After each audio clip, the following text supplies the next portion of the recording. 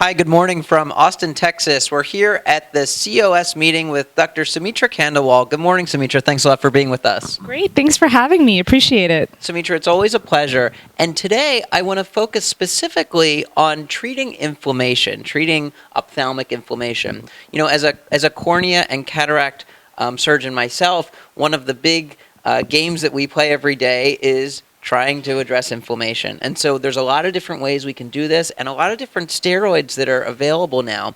I'm wondering if you can walk us through the various different options we have for steroids for treating inflammation, including how you feel brands versus generic play into each other and what kind of treatments you find effective for your patients.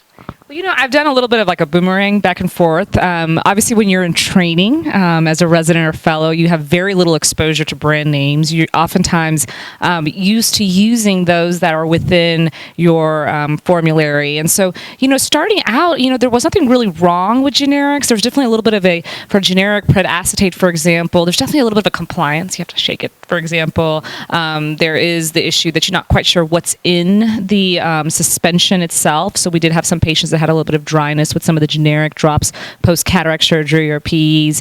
In general, they worked okay, though, but then the prices started changing for those as well. And, you know, I think patients want the best outcome now, for example, for cataract surgery. And so I think for that reason, I very quickly switched back to brand name. The issue, of course, is access. I mean, we want medicine to be something where we can choose what's best for our patients, but access and affordability of drops, especially those who have Medicare Part D, for example, that they can't necessarily sample or coupon, those become a big issue. And so for that reason, I think there are a lot of options out there. One thing I'm particularly excited about is that Allergan has brought back Predforte, and they actually have an opportunity to do access for Medicare Part D patients. So that when you have a patient that has like Medicare Part D and you say, okay, I want you to have a steroid. We used to write, you know, whatever steroid we wanted, and then can substitute predacetate, can substitute this, can substitute that.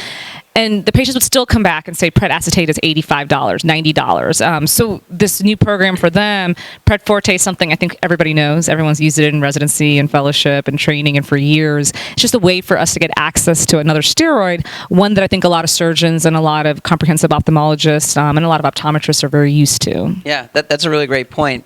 Predforte is certainly a long-standing and well-known treatment for inflammation, and a lot of surgeons have used it at some point in their career. I'm wondering if you can tell us a little bit more about the access program and how it works from a patient perspective and from a provider perspective. What's involved? Is it an online system? Is it a form to fill out? How does that work? Well, you know, we always joke around, my technician, she thinks we need a goodie bag for our patients post-cataract surgery, because between samples and like the multiple coupons, one for their antibiotic, one for their steroid, one for their NSAID, you know, they have a lot of paperwork when they leave, and not any of it has to do with cataract surgery itself. It actually has to do with all the postoperative care.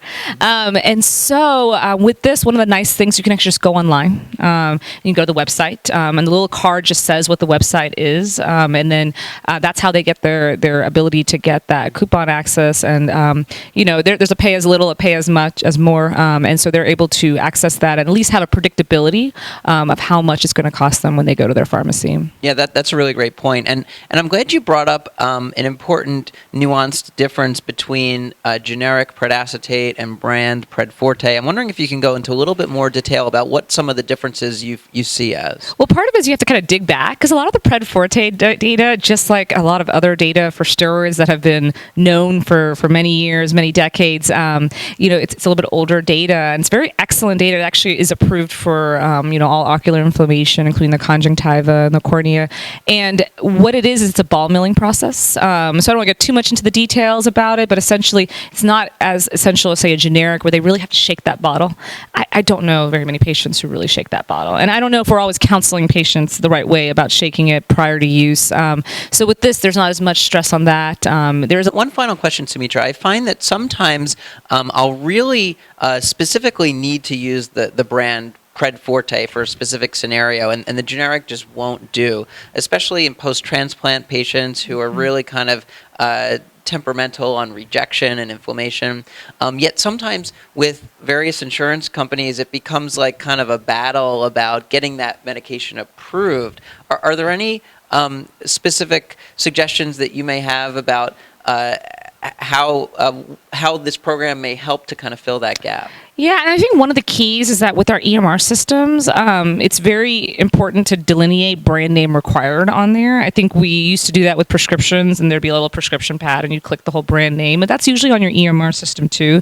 So you want to make sure that's very specific. Once you put that in, the pharmacy really is obligated to fill it. The other thing is I always tell patients, like I see them for pre-op, and I say, get your drops to cataract surgery. They may not have it on the shelf necessarily, especially in smaller pharmacies, and then not being able to get that, and then coming, the day of the post-op day and saying, hey, I don't have my drops. Well, there's not much we can do about it then. We can sample for a couple of days, but really planning ahead for these is the best. Yeah, it's nice that the patients and the pharmacist can have some time to flesh out any nuanced details that need to be addressed.